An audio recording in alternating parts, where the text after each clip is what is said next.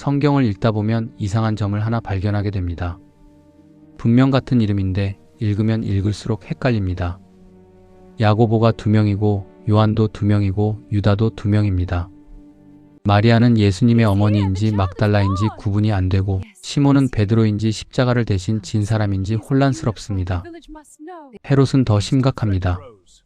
아기를 학살한 왕인지 요한의 목을 자른 왕인지 야고보를 처형한 왕인지 도무지 정리가 되지 않습니다. 심지어 요셉은 무려 1800년이라는 시간 차이를 두고 2명이 등장합니다. 한 사람은 이집트의 총리였고 다른 한 사람은 나사렛의 목수였습니다. 솔직히 말씀드리겠습니다. 이 이름들을 구분하지 못하면 성경 이야기의 절반을 놓치는 것과 같습니다. 교회를 수십 년 다닌 분들도 이 부분에서 헷갈려 하십니다. 같은 이름이라서 같은 사람인 줄 알았는데 알고 보면 완전히 다른 시대, 완전히 다른 인생을 산 사람들입니다. 어떤 야고보는 처음부터 모든 것을 버리고 예수님을 따랐고 어떤 야고보는 끝까지 형을 의심하다가 부활을 목격한 후에야 믿었습니다. 어떤 유다는 은 30잎에 스승을 팔아넘겼고 어떤 유다는 스승의 영광이 온 세상에 퍼지기를 간절히 바랐습니다. 이름은 같았지만 선택이 달랐고 선택이 달랐기에 운명도 완전히 갈라졌습니다. 오늘 이 영상 하나로 성경 속 가장 헷갈리는 7개의 이름을 완벽하게 정리해 드리겠습니다. 같은 이름 뒤에 숨겨진 전혀 다른 인생, 7쌍의 인물을 하나하나 풀어보겠습니다. 한번 들으시면 다시는 헷갈리지 않을 것입니다. 그리고 이 영상이 끝날 때쯤이면 여러분이 알던 성경이 완전히 다르게 보이기 시작할 것입니다. 지금 바로 시작하겠습니다. 성경 속으로 들어갑니다. 여러분, 성경을 읽다 보면 한 가지 이상한 점을 발견하게 됩니다. 분명 야고보라는 이름이 나오는데 읽으면 읽을수록 헷갈립니다. 이 야고보가 그 야고보인지 아니면 완전히 다른 사람인지 도무지 구분이 되지 않습니다. 결론부터 말씀드리겠습니다. 성경에 등장하는 야고보는 한 명이 아닙니다. 최소 2명, 그리고 그 2사람의 인생은 완전히 다릅니다. 지금부터 이 2 야고보의 이야기를 하나씩 풀어보겠습니다. 첫 번째 야고보를 만나보겠습니다. 그는 세베대의 아들 야고보입니다. 갈릴리 호수 새벽 안개가 물 위에 낮게 깔린 이른 아침이었습니다. 야고보는 아버지 세베대와 함께 배 위에서 그물을 손질하고 있었습니다. 어부의 하루는 늘 같았습니다. 그물을 던지고 끌어올리고 다시 손질하는 반복이었습니다. 그런데 그날 호숫가를 따라 한 사람이 걸어오셨습니다. 예수님이었습니다. 그분이 말씀하셨습니다. 나를 따르라. 야고보는 그 자리에서 그물을 버리고 일어섰습니다. 아버지 세베대가 남겨진 배 위에서 어떤 표정을 지었을지 상상해 보십시오. 아들이 갑자기 모든 것을 내려놓고 떠나는 그 순간, 그것은 한 가문이 생계가 흔들리는 순간이기도 했습니다. 오늘날로 치면 아버지가 평생 일군 가업을 아들이 하루아침에 접겠다고 선언한 것과 다르지 않습니다. 이 야고보에게는 동생이 있었습니다. 바로 요한입니다. 형제가 함께 예수님을 따랐습니다. 그런데 이 형제의 성격이 보통이 아니었습니다. 마가복음 3장 17절을 보면 예수님이 이 둘에게 별명을 붙여주셨습니다. 보아너게 우리말로 하면 우레의 아들들입니다. 천둥의 아들이라니 얼마나 불같은 성격이었는지 짐작이 가십니까? 실제로 사마리아 사람들이 예수님의 일행을 거부했을 때 이 형제가 뭐라고 했는지 아십니까? 주여, 하늘에서 불을 내려 저들을 태워버릴까요? 누가복음 9장 54절의 기록입니다. 마을 하나가 문을 닫았다고 하늘에 불을 요청하는 사람들입니다. 요즘 식으로 말하면 식당에서 자리가 없다고 거절당했는데 이 건물을 밀어버릴까요? 라고 묻는 것과 비슷합니다. 그만큼 격렬하고 뜨거운 사람들이었습니다. 하지만 이 불같은 성격 덕분이었을까요? 야고보는 예수님의 가장 가까운 세 제자 중 한 명이 되었습니다. 베드로, 야고보, 요한. 이 셋은 다른 제자들이 가지 못하는 자리에 함께 했습니다. 예수님이 높은 산에서 모습이 변하신 변화산 사건, 마태복음 17장의 그 놀라운 장면을 이 셋만 목격했습니다. 예수님이 십자가에 달리시기 전날 밤 겟세마네 동산에서 피땀을 흘리며 기도하실 때도 이 셋만 가장 가까이에 있었습니다. 마태복음 26장 37절의 기록입니다. 그만큼 특별한 위치, 특별한 신뢰를 받았던 사람입니다. 그러나 그의 결말은 비극적이었습니다. 사도행전 12장 1절에서 2절 단 2줄의 기록이 그의 최후를 전합니다. 헤롯 왕이 교회를 핍박하기 시작했고 요한의 형제 야고보를 칼로 죽였습니다.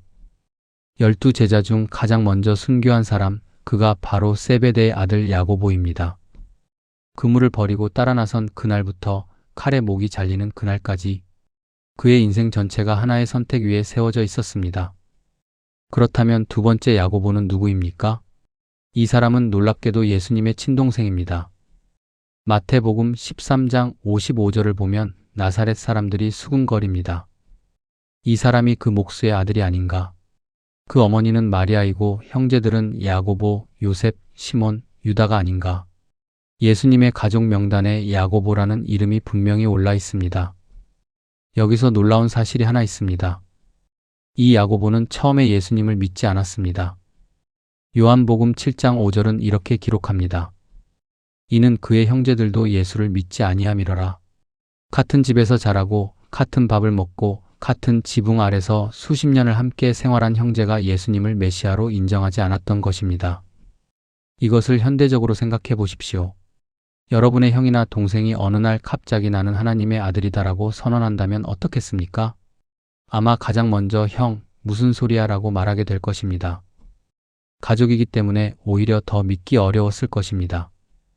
그런데 부활 이후 모든 것이 완전히 바뀌었습니다. 고린도전서 15장 7절에 따르면 부활하신 예수님이 야고보에게 따로 나타나셨습니다. 베드로에게도 나타나시고 500명이 넘는 형제에게도 나타나셨지만 야고보에게는 개인적으로 나타나신 것입니다. 그 만남에서 무슨 대화가 오갔는지 어떤 표정을 지었는지 성경은 자세히 기록하지 않습니다. 하지만 결과는 분명합니다. 믿지 않던 동생이 예루살렘 교회의 핵심 지도자가 되었습니다. 사도행전 15장 초대교회의 가장 중요한 회의였던 예루살렘 공의회에서 최종 결론을 내린 사람이 바로 이 야고보입니다.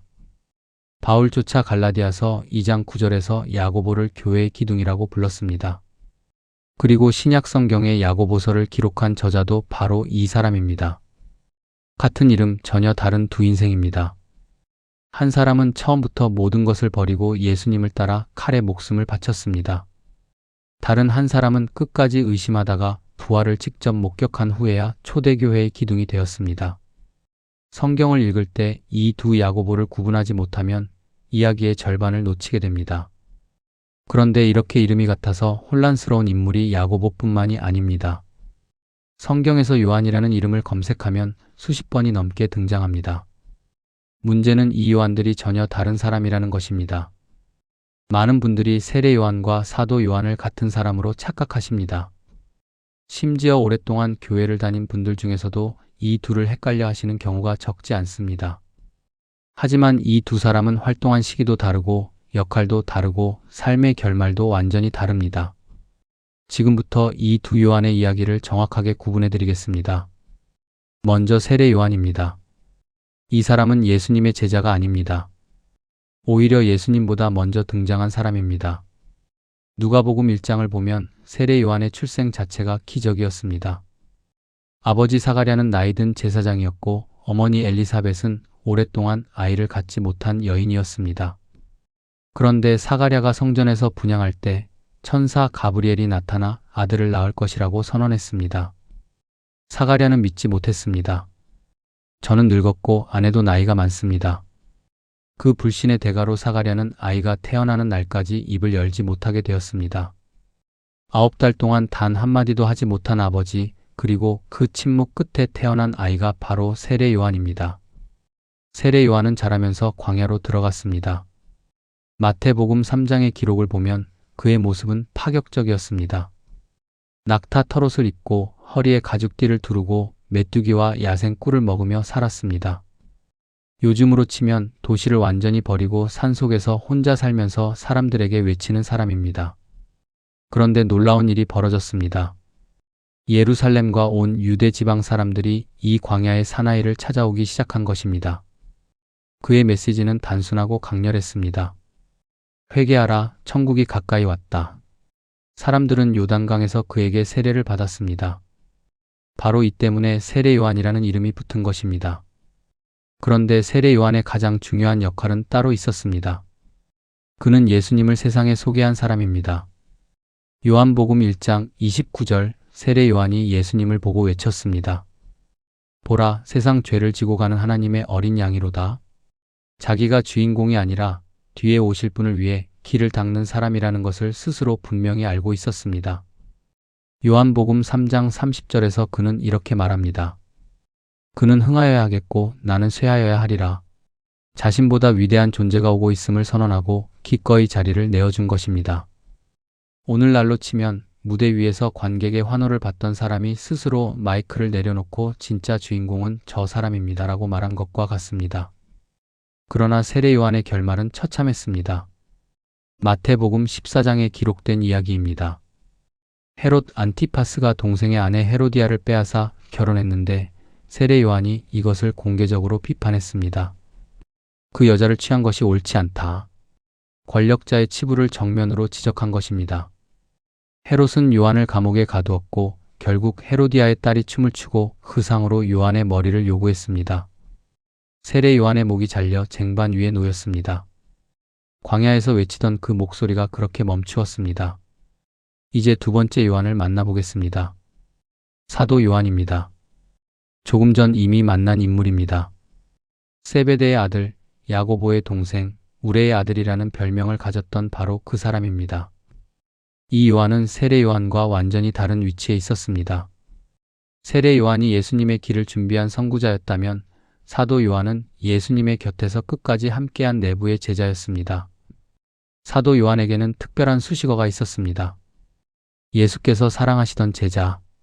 요한복음 13장 23절을 보면 최후의 만찬 자리에서 이 제자가 예수님의 품에 기대어 앉아 있었다고 기록되어 있습니다. 12명의 제자 중에서 가장 가까이, 가장 친밀한 자리에 있었던 사람입니다. 그리고 십자가 아래에서 예수님의 마지막 순간을 지켜본 제자도 바로 이 요한이었습니다.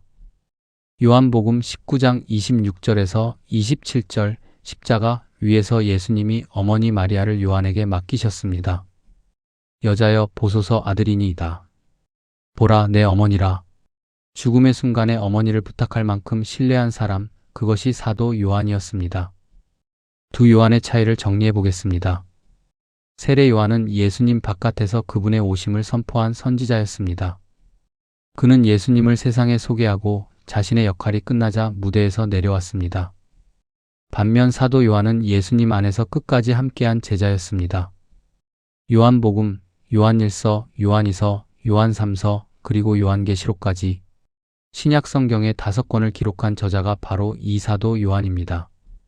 세례 요한은 칼에 목숨을 잃었지만 사도 요한은 12제자 중 유일하게 자연사한 것으로 전해집니다. 바깥에서 외친 사람과 안에서 기록한 사람.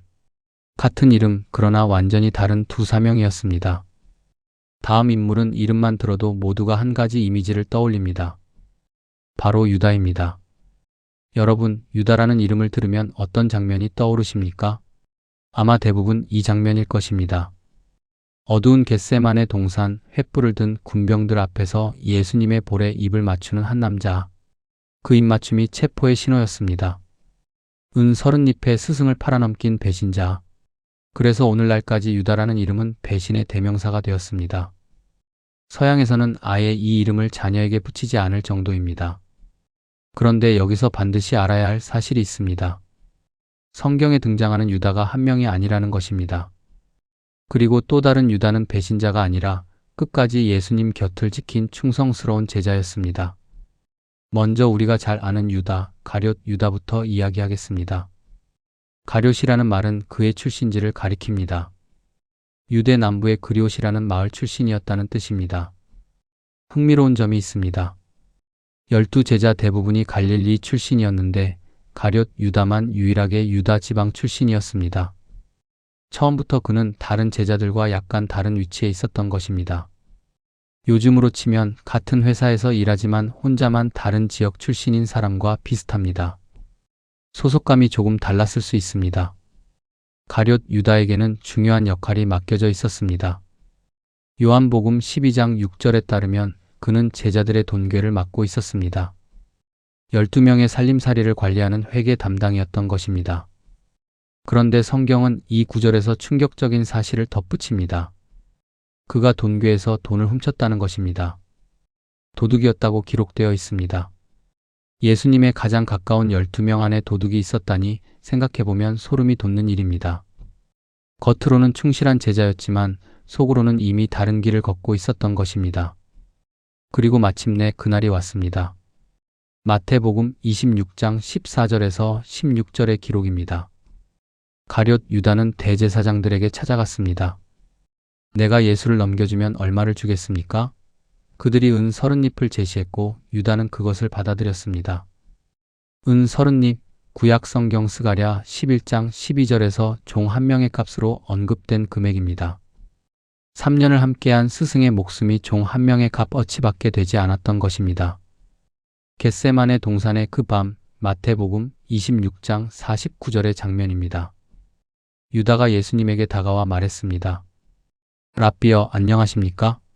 그리고 입을 맞추었습니다. 그 입맞춤은 인사가 아니었습니다. 군병들에게 이 사람이 바로 그 사람이다라고 알려주는 신호였습니다. 사랑의 표현이어야 할 행위가 배신의 도구로 사용된 것입니다. 이것이 역사상 가장 유명한 배신의 순간입니다. 그 후 가룟 유다에게 무슨 일이 벌어졌습니까?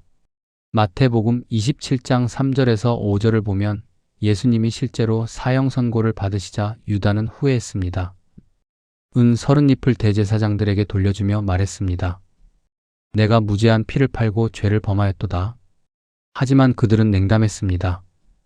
그것이 우리와 무슨 상관이냐? 내가 알아서 할 일이다. 유다는 은전을 성전 바닥에 내던지고 나가서 스스로 목을 메었습니다. 배신의 대가는 30잎이었지만 그 무게는 한 사람의 목숨도 감당하지 못할 만큼 무거웠습니다. 자, 이제 또 다른 유다를 만나보겠습니다. 이 사람의 이름은 다데오 유다 또는 야고보의 아들 유다로 불립니다. 누가복음 6장 16절에 분명히 기록되어 있습니다. 야고보의 아들 유다. 그리고 바로 뒤에 가룟 유다가 따로 언급됩니다. 같은 12제자 명단 안에 유다라는 이름이 2개 있는 것입니다. 한 팀 안에 같은 이름을 가진 사람이 2명이었다니 얼마나 혼란스러웠겠습니까? 이 다데오 유다는 성경에서 딱 한 번 직접 말을 합니다. 요한복음 14장 22절의 기록입니다. 최후의 만찬 자리에서 유다가 예수님께 질문했습니다. 주여, 어찌하여 자신을 우리에게만 나타내시고 세상에는 나타내지 않으려 하십니까? 이 질문을 주목해 보십시오. 이 유다는 예수님이 온 세상에 자신을 드러내시길 원했습니다. 스승의 위대함을 세상 모든 사람이 알아야 한다고 생각했던 것입니다. 같은 이름을 가진 다른 유다가 스승을 팔아넘기려 할 때 이 유다는 오히려 스승의 영광이 더 널리 퍼지기를 바라고 있었습니다. 같은 자리, 같은 시간, 같은 이름. 그러나 완전히 반대 방향을 바라보고 있었던 두 사람입니다. 성경 바깥의 전승에 따르면 다데오 유다는 이후 아르메니아와 페르시아 지역으로 가서 복음을 전하다가 순교한 것으로 전해집니다. 배신자 유다의 이름 때문에 묻혀버린 또 다른 유다, 그는 조용히 자기 자리를 지킨 사람이었습니다. 같은 이름이 만들어낸 완전히 다른 운명입니다. 한 유다는 은 30잎에 스승을 팔고 스스로 목숨을 끊었습니다.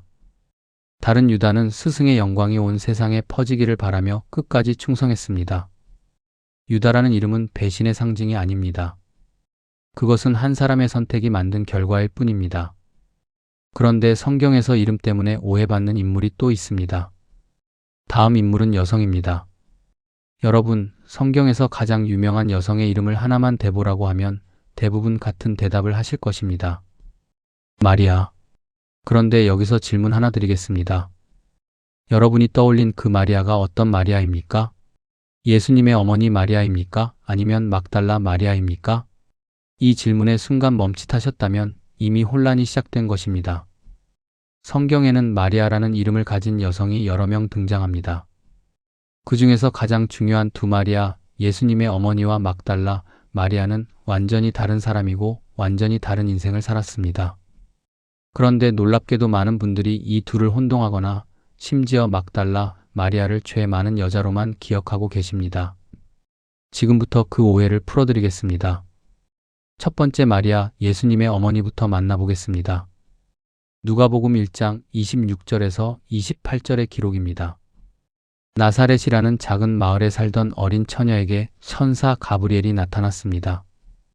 은혜를 받은 자여 기뻐하라. 주께서 너와 함께 하시도다. 갑자기 천사가 나타난 것도 놀라운 일인데 그 천사가 전한 소식은 더욱 충격적이었습니다. 아이를 잉태할 것이며 그 아이가 지극히 높으신 이의 아들이 될 것이라는 선언이었습니다. 마리아는 당황할 수밖에 없었습니다. 나는 남자를 알지 못하는데 어떻게 이런 일이 있을 수 있습니까? 결혼도 하기 전에 아이를 가진다는 것은 당시 사회에서 어떤 의미였는지 생각해 보십시오. 간음으로 오해받아 돌에 맞아 죽을 수도 있는 상황이었습니다. 그런데도 마리아는 대답했습니다. 누가복음 1장 38절입니다. 주의 여종이오니 말씀대로 내게 이루어지이다. 목숨이 걸린 상황에서 순종을 선택한 것입니다. 마리아의 삶은 그 순간부터 고난의 연속이었습니다. 아이를 낳을 때는 여관의 자리가 없어 마구간에서 출산해야 했습니다. 누가복음 2장 7절의 기록입니다. 왕의 아들이라 불릴 아이가 짐승의 먹이통인 구유에 눕혀진 것입니다. 그리고 아기 예수를 성전에 데려갔을 때 시므온이라는 늙은 선지자가 마리아에게 말했습니다. 누가복음 2장 35절입니다. 칼이 내 마음을 찌르듯 하리라. 축복의 자리에서 들은 이 예언은 마리아의 가슴에 평생 박혀 있었을 것입니다. 그 예언이 현실이 되는 날이 왔습니다. 요한복음 19장 25절 골고다 언덕입니다. 마리아는 십자가 아래 서 있었습니다. 자기 아들이 못에 박혀 매달려 있는 그 장면을 두 눈으로 지켜본 것입니다. 세상 어떤 어머니가 그 자리를 견딜 수 있겠습니까? 천사가 찾아와 은혜를 받았다고 선언하던 그날로부터 이 순간까지 마리아의 인생은 영광과 고통이 동시에 흐르는 강과 같았습니다. 아들의 탄생을 기뻐한 어머니가 아들의 죽음을 목격해야 하는 어머니가 된 것입니다. 이제 두 번째 마리아를 만나보겠습니다. 막달라 마리아입니다. 막달라는 갈릴리 호수 서쪽에 있던 작은 어촌 마을 막달라 출신이라는 뜻입니다. 이 여인에 대해 많은 오해가 있습니다. 서양의 예술 작품이나 영화에서 막달라 마리아를 창녀나 죄 많은 여인으로 묘사하는 경우가 많습니다. 하지만 성경 어디에도 그런 기록은 없습니다. 성경이 실제로 말하는 것은 이것입니다. 누가복음 8장 2절 일곱 귀신이 나간 자 곧 막달라라 하는 마리아. 그녀는 일곱 귀신에 시달리던 여인이었습니다. 얼마나 고통스러운 삶이었겠습니까? 일곱이라는 숫자는 완전한 수를 의미합니다. 완전히 철저하게 어둠에 사로잡혀 있었던 사람이라는 뜻입니다. 오늘날로 표현하자면 극심한 정신적 고통 속에서 한 치 앞도 보이지 않는 어둠을 살아가던 사람입니다. 그런데 예수님이 그 일곱 귀신을 내쫓아 주셨습니다. 그 순간 막달라 마리아의 인생이 완전히 뒤집혔습니다. 누가복음 8장 2절에서 3절을 보면 치유받은 후 그녀는 자신의 소유로 예수님과 제자들의 사역을 물질적으로 후원했습니다. 그냥 따라다닌 것이 아닙니다. 자기 재산을 들여 예수님의 사역을 뒷바라지한 것입니다. 어둠에서 건져준 분에 대한 감사가 얼마나 컸으면 가진 것을 모두 쏟아부었겠습니까? 그리고 막달라 마리아에게는 가장 놀라운 순간이 기다리고 있었습니다. 요한복음 20장의 기록입니다. 예수님이 십자가에서 죽으시고 무덤에 묻히신 후 이른 새벽에 무덤을 찾아간 사람이 바로 막달라 마리아였습니다. 무덤이 비어있는 것을 발견하고 울고 있을 때 부활하신 예수님이 그녀에게 먼저 나타나셨습니다. 요한복음 20장 16절 예수님이 한마디 부르셨습니다. 마리아야. 그 목소리를 듣는 순간 그녀가 돌아서며 외쳤습니다. 라보니, 스승이시여. 부활의 첫 번째 목격자, 부활 소식을 제자들에게 전한 최초의 증인이 바로 이 여인이었습니다. 12 제자가 아니었습니다. 베드로도 요한도 아니었습니다. 일곱 귀신에게 짓밟혔던 한 여인이 인류 역사상 가장 위대한 소식의 첫 번째 전달자가 된 것입니다. 두 마리아를 나란히 놓고 보겠습니다.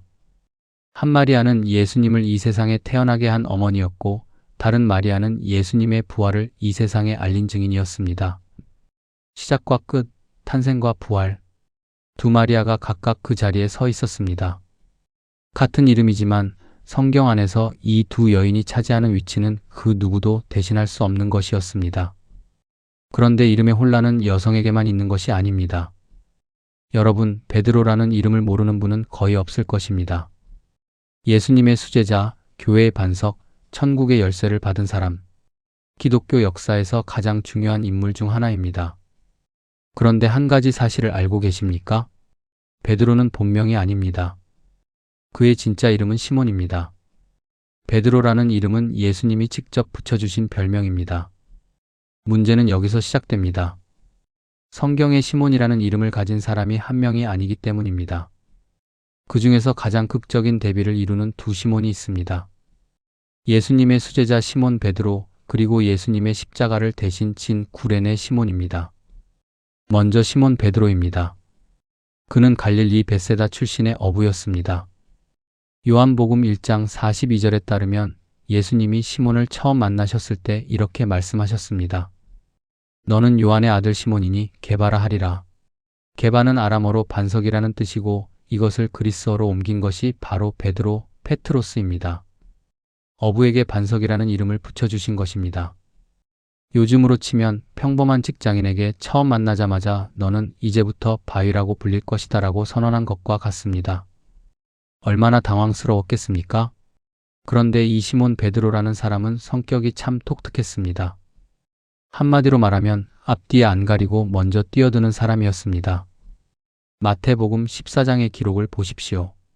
예수님이 물 위를 걸어오시는 것을 보고 12 제자 중 유일하게 저도 물 위로 걸어가게 해주십시오라고 말한 사람이 베드로였습니다. 실제로 배에서 내려 물 위를 걸었습니다. 물론 바람을 보고 무서워져서 빠지기 시작했지만 적어도 뛰어내린 것은 그 한 사람뿐이었습니다. 다른 제자들은 배 안에서 구경만 하고 있었습니다. 마태복음 16장 16절에서는 예수님이 너희는 나를 누구라 하느냐라고 물으셨을 때 가장 먼저 대답한 사람도 베드로였습니다.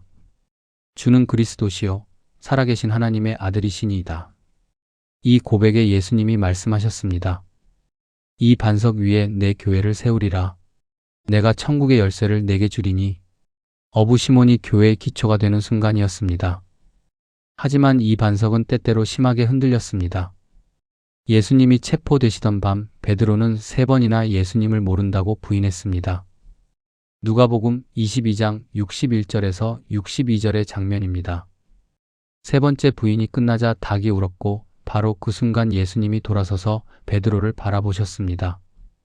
그 눈빛을 마주한 베드로는 밖으로 나가 통곡했습니다. 주님을 끝까지 따르겠다고 맹세했던 사람이 불과 몇 시간 만에 무너진 것입니다. 그러나 부활 후 예수님은 요한복음 21장에서 베드로에게 3번 물으셨습니다. 내가 나를 사랑하느냐? 3번의 부인을 3번의 사랑 고백으로 회복시켜 주신 것입니다. 무너졌던 반석이 다시 세워지는 순간이었습니다. 이제 두 번째 시몬을 만나보겠습니다. 구레네 시몬입니다. 이 사람은 제자가 아니었습니다. 선지자도 아니었습니다. 성경에서 단 한 번 등장하는 인물입니다. 마태복음 27장 32절의 기록입니다. 예수님이 십자가를 지고 골고다로 향하시던 그 길 위에서 로마 군병들이 지나가던 한 남자를 강제로 끌어냈습니다. 그 남자에게 예수님의 십자가를 대신 지게 한 것입니다. 그가 바로 구레네 시몬입니다. 구레네는 현재 리비아 지역에 있던 북아프리카의 도시입니다. 시몬은 아마도 유월절을 지키기 위해 먼 길을 여행해 예루살렘에 온 유대인 순례자였을 것입니다. 신앙의 열심으로 먼 타국에서부터 찾아온 사람이었습니다. 그런데 예루살렘에 도착해서 맞닥뜨린 장면은 축제가 아니라 사형 행렬이었습니다. 로마 군병이 다가와 어깨를 잡았습니다. 너 저 십자가를 져라. 거부할 수 없었습니다. 로마 군인의 명령에 민간인이 저항할 방법은 없었습니다. 그 순간 시몬의 눈앞에 펼쳐진 광경을 상상해 보십시오. 채찍에 살이 찢기고 가시관에 이마가 찔려 피가 흘러내리는 한 남자가 더 이상 십자가를 질 수 없을 만큼 쓰러져 있었습니다. 시몬은 그 나무 십자가를 어깨에 올렸습니다. 자기가 원해서가 아니었습니다. 강제로 끌려 나온 것이었습니다. 그런데 마가복음 15장 21절은 흥미로운 정보를 하나 더 기록합니다. 알렉산더와 루포의 아버지인 구레네 시몬, 시몬의 두 아들 이름이 언급된 것입니다. 왜 복음서 저자가 사형 집행 현장에서 십자가를 진 사람의 아들 이름까지 기록했겠습니까? 이것은 마가복음이 쓰여질 당시 알렉산더와 루포가 초대교회 안에서 알려진 인물이었다는 것을 암시합니다. 로마서 16장 13절에서 바울이 주 안에서 택하심을 받은 루포에게 문안 인사를 보내는 장면이 나옵니다. 많은 학자들은 이 루포가 구레네 시몬의 아들일 가능성이 높다고 봅니다. 강제로 십자가를 진 그날의 경험이 시몬의 인생을 바꾸었을 가능성이 있습니다. 그리고 그 변화가 아들들에게까지 이어졌을 수 있습니다. 원하지 않았던 만남이 한 가문 전체의 운명을 뒤바꾼 것입니다. 두 시몬을 나란히 놓아보겠습니다.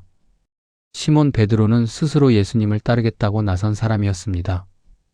그러나 결정적 순간에 3번이나 주님을 부인했습니다. 구레네 시몬은 자기 의지와 상관없이 강제로 끌려 나온 사람이었습니다. 그러나 그 강요된 만남이 그의 가문 전체를 신앙으로 이끌었을 가능성이 있습니다. 자원한 자가 넘어지고 끌려온 자가 일어선 것입니다.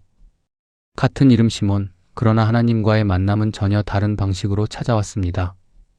그런데 성경에서 이름이 혼란을 일으키는 인물이 아직 남아 있습니다. 다음은 왕의 이름입니다. 바로 헤롯입니다. 성경에서 헤롯이라는 이름이 나오면 대부분 한 사람을 떠올리실 것입니다. 아기 예수를 죽이려고 베들레헴의 남자 아이들을 학살한 그 잔인한 왕. 맞습니다. 그 사건은 실제로 성경에 기록되어 있습니다. 그런데 문제가 있습니다. 성경을 계속 읽다 보면 헤롯이 또 나옵니다. 세례 요한의 목을 자른 것도 헤롯이고 사도 야고보를 칼로 죽인 것도 헤롯이고 예수님의 재판에 참여한 것도 헤롯입니다. 한 사람이 이 모든 일을 다 했을까요? 아닙니다. 이 헤롯들은 전부 다른 사람입니다. 헤롯은 한 사람의 이름이 아니라 한 가문의 이름입니다. 지금부터 성경에 등장하는 3명의 헤롯을 하나씩 구분해 드리겠습니다. 첫 번째 헤롯은 헤롯 대왕입니다. 마태복음 2장에 등장하는 인물입니다. 그는 로마 제국의 후원을 받아 유대의 왕이 된 사람이었습니다. 순수한 유대인도 아니었습니다. 이둠의 출신, 즉 에서의 후손 에돔 계열이었습니다. 유대인들 입장에서 보면 외부인이 자기들의 왕 자리에 앉은 것과 다름없었습니다. 그래서 헤롯 대왕은 평생 불안에 시달렸습니다. 누군가 자기 자리를 빼앗을지 모른다는 두려움이 그를 지배했습니다. 그 두려움이 얼마나 심했냐면 자기 아내와 자기 아들들까지 죽였습니다. 왕위를 위협할 수 있다는 이유만으로 가족을 처형한 것입니다. 이런 사람에게 동방에서 박사들이 찾아와 이렇게 말했습니다. 마태복음 2장 2절입니다.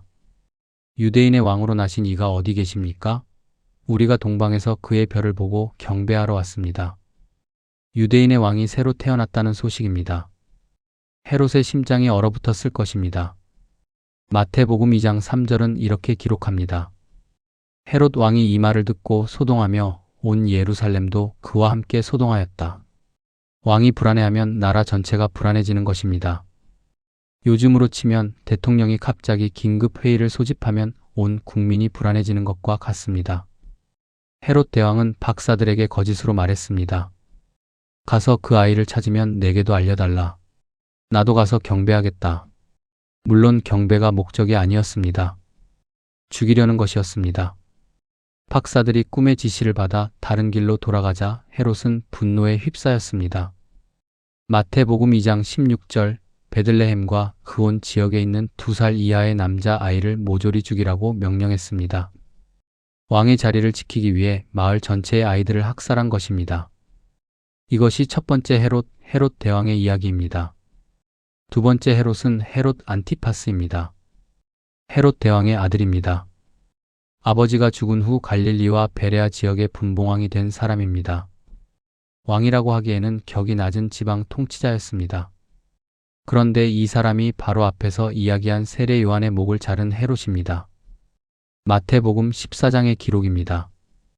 헤롯 안티파스는 자기 형제 빌립의 아내 헤로디아를 빼앗아 결혼했습니다. 세례 요한이 이것을 공개적으로 비판하자 헤로디아는 요한을 죽이고 싶어 했고 결국 자기 딸의 춤을 이용해 요한의 목을 요구했습니다. 그런데 이 헤롯 안티파스에게는 또 다른 중요한 장면이 있습니다. 누가복음 23장에 기록된 예수님의 재판입니다. 빌라도가 예수님을 신문하다가 갈릴리 사람이라는 것을 알고 헤롯 안티파스에게 보냈습니다. 누가복음 23장 8절을 보면 헤롯은 예수님을 보고 매우 기뻐했습니다. 오랫동안 만나보고 싶어 했기 때문입니다. 왜였을까요? 기적을 직접 보고 싶었던 것입니다. 마치 유명 연예인을 만난 것처럼 구경거리로 여긴 것입니다. 그는 예수님에게 많은 질문을 했지만 예수님은 단 한마디도 대답하지 않으셨습니다. 누가복음 23장 9절의 기록입니다. 완전한 침묵이었습니다. 아버지 헤롯 대왕은 아기 예수를 죽이려 했고 아들 헤롯 안티파스 앞에서 성인이 된 예수님은 침묵으로 응답하신 것입니다. 세 번째 헤롯은 헤롯 아그리빠 1세입니다. 헤롯 대왕의 손자입니다. 이 사람이 바로 사도행전 12장에서 초대교회를 핍박한 헤롯입니다.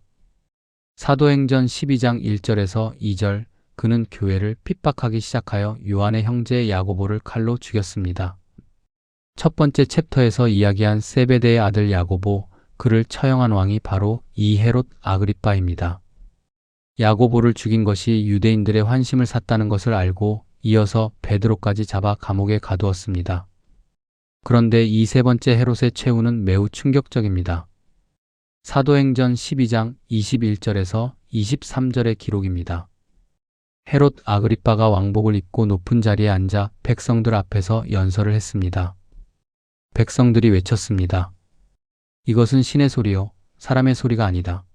사람들이 자신을 신이라고 부르는 것을 헤롯이 거부하지 않았습니다. 그 순간 주의 사자가 그를 쳤고 벌레에게 먹혀 죽었다고 성경은 기록합니다. 할아버지 헤롯 대왕은 왕자를 지키려고 아기들을 학살했고 아버지 헤롯 안티파스는 선지자의 목을 잘랐으며 손자 헤롯 아그리빠는 사도를 죽이고 스스로를 신처럼 여기다가 벌레에게 먹혀 죽었습니다. 3대에 걸쳐 하나님의 사람들을 핍박한 가문, 그러나 그 가문이 결말은 하나같이 비참했습니다.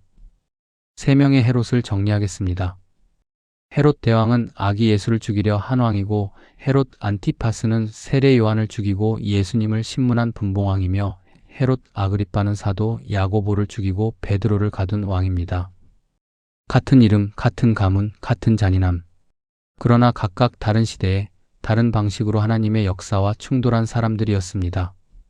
지금까지 6명의 이름을 살펴보았습니다. 야고보, 요한, 유다, 마리아, 시몬, 헤롯. 모두 같은 이름 뒤에 전혀 다른 인생이 숨어 있었습니다. 이제 마지막 인물입니다. 요셉입니다. 그런데 이 요셉은 지금까지 만난 동명이인들과 차원이 다릅니다. 다른 인물들은 같은 시대, 비슷한 공간 안에서 이름이 겹쳤지만 두 요셉 사이에는 무려 약 1800년이라는 시간의 간격이 있습니다. 한 사람은 구약 성경의 이집트 총리 요셉이고 다른 한 사람은 신약 성경의 나사렛 목수 요셉입니다. 시대도 다르고 지위도 다르고 살아온 환경도 완전히 다릅니다. 그런데 놀랍게도 이 두 사람의 인생에는 소름 돋을 정도로 비슷한 패턴이 흐르고 있습니다.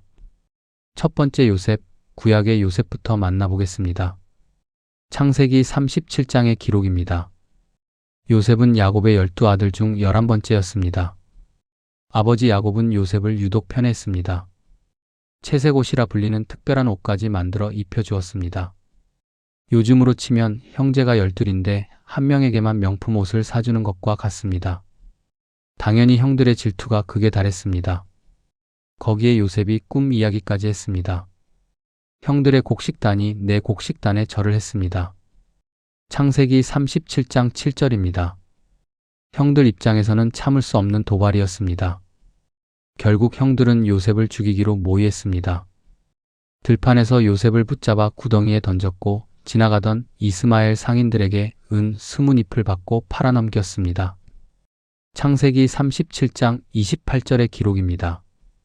은 20잎, 앞서 이야기한 가룟 유다가 예수님을 파는 30잎과 묘하게 닮아 있지 않습니까? 친형제에게 팔려간 소년, 그는 이집트라는 완전히 낯선 땅으로 끌려갔습니다. 이집트에서 요셉의 인생은 바닥을 쳤습니다. 보디발의 집에서 종으로 일하다가 주인의 아내에게 누명을 쓰고 감옥에 갇혔습니다. 창세기 39장의 이야기입니다. 형제에게 배신당하고 주인에게 버림받고 감옥에서 잊혀진 사람. 인간적으로 보면 끝장난 인생이었습니다. 그런데 하나님은 그 바닥에서 요셉을 끌어올리셨습니다. 바로의 꿈을 해석한 것이 계기가 되었습니다. 창세기 41장에서 요셉은 7년의 풍년 뒤에 7년의 흉년이 올 것을 예언했고 바로는 요셉을 이집트의 총리로 세웠습니다. 구덩이에서 노예로, 노예에서 감옥으로, 감옥에서 총리로. 인간의 계획으로는 절대 불가능한 역전이 일어난 것입니다. 그리고 흉년이 왔을 때 굶주린 형들이 식량을 구하러 이집트에 찾아왔습니다. 형들은 눈앞에 서 있는 이집트 총리가 자기들이 팔아넘긴 동생이라는 것을 알아보지 못했습니다. 요셉은 그 자리에서 복수할 수 있었습니다. 한마디면 형들을 모두 처형할 수 있는 권력이 있었습니다. 하지만 요셉은 울었습니다. 창세기 45장 4절에서 5절 요셉이 말했습니다. 나는 당신들이 이집트로 판 동생 요셉입니다. 그러나 근심하지 마십시오. 하나님이 생명을 구원하시려고 나를 당신들보다 먼저 보내신 것입니다. 자신을 팔아넘긴 형들에게 복수 대신 용서를 선택한 것입니다. 그리고 그 용서가 야곱의 가문 전체를 기근에서 살려냈습니다. 이제 두 번째 요셉을 만나보겠습니다. 신약의 요셉, 나사렛의 목수입니다. 이 사람은 총리와는 정반대의 위치에 있었습니다. 작은 마을의 평범한 기술자였습니다. 그런데 이 평범한 남자에게 인생 최대의 시험이 찾아왔습니다. 마태복음 1장 18절에서 19절의 기록입니다. 약혼한 여인 마리아가 결혼도 하기 전에 임신한 것을 알게 된 것입니다. 당시 유대 사회에서 이것은 간음이었습니다. 율법대로라면 마리아를 공개적으로 고발하여 돌로 쳐 죽일 수도 있었습니다. 요셉의 마음이 얼마나 찢어졌겠습니까? 사랑하는 여인이 다른 남자의 아이를 가졌다고 생각한 것입니다. 그런데 성경은 요셉을 의로운 사람이라고 기록합니다. 마태복음 1장 19절입니다. 요셉은 마리아를 공개적으로 망신 주지 않기로 결심했습니다. 조용히 파혼하려 했습니다. 분노할 수 있는 상황에서 상대방의 명예를 지켜주려 한 것입니다. 바로 그때 꿈의 주의사자가 나타났습니다. 마태복음 1장 20절입니다. 다윗의 자손 요셉아, 내 아내 마리아 데려오기를 무서워하지 말라. 그에게 잉태된 자는 성령으로 된 것이라. 하나님의 계획이 인간의 상식을 완전히 뒤엎는 순간이었습니다. 여기서 주목할 것이 있습니다. 구약의 요셉도 꿈을 통해 하나님의 뜻을 알게 되었고 신약의 요셉도 꿈을 통해 하나님의 지시를 받았습니다. 창세기의 요셉은 꿈의 해석자였고 마태복음의 요셉은 꿈의 순종자였습니다. 그리고 두 요셉 모두 꿈을 통해 받은 메시지에 즉각 순종했습니다. 목수 요셉은 마리아를 아내로 맞아들였고 아기 예수가 태어난 후에는 또다시 꿈의 천사의 경고를 받아 한밤중에 가족을 데리고 이집트로 피신했습니다. 마태복음 2장 14절의 기록입니다. 흥미롭지 않습니까? 구약의 요셉은 이집트에 끌려가서 이스라엘 가문을 살렸고 신약의 요셉은 이집트로 도망가서 아기 예수를 살렸습니다. 같은 땅 이집트가 두 요셉의 이야기에서 모두 피난처가 된 것입니다. 두 요셉을 나란히 놓으면 놀라운 그림이 완성됩니다. 구약의 요셉은 이스라엘 민족을 물리적 기근에서 구했습니다. 신약의 요셉은 온 인류를 구원할 아기를 지켜냈습니다. 한 사람은 화려한 총리의 자리에서, 다른 한 사람은 이름 없는 목수의 자리에서, 그러나 둘 다 자기 자리에서 묵묵히 하나님의 계획에 순종한 사람들이었습니다. 약 1800년의 시간을 사이에 두고 같은 이름을 가진 두 남자가 같은 방식으로 하나님의 도구가 된 것입니다. 여러분, 지금까지 7개의 이름을 살펴보았습니다. 야고보, 요한, 유다, 마리아, 시몬, 헤롯, 요셉. 성경은 같은 이름 뒤에 전혀 다른 삶을 숨겨두고 있었습니다. 이제 여러분이 성경을 펼칠 때 이 이름들이 다르게 보이실 것입니다. 이름은 같아도 선택은 달랐고 선택이 달랐기에 운명도 달라졌습니다. 결국 중요한 것은 이름이 아니라 그 이름을 가진 사람이 어떤 선택을 했느냐는 것입니다. 여러분은 오늘 어떤 선택을 하고 계십니까? 오늘 긴 영상 끝까지 함께 해주셔서 진심으로 감사드립니다. 야고보, 요한, 유다, 마리아, 시몬, 헤롯, 요셉. 같은 이름 뒤에 이렇게나 다른 인생이 숨어 있었습니다. 이름이 같다고 같은 사람이 아니었고 같은 자리에 있었다고 같은 선택을 한 것도 아니었습니다. 결국 그 사람을 만든 것은 이름이 아니라 선택이었습니다. 오늘 이 영상을 통해 성경이 조금이라도 다르게 보이셨다면 그것만으로도 이 영상을 만든 보람이 있습니다. 혹시 이 인물도 헷갈렸는데 다뤄주세요 하는 성경 인물이 있으시면 댓글로 남겨주십시오. 여러분의 이야기가 다음 영상의 시작이 됩니다. 구독과 좋아요, 그리고 알림 설정까지 해주시면 앞으로도 더 좋은 성경 이야기로 찾아뵙겠습니다. 감사합니다.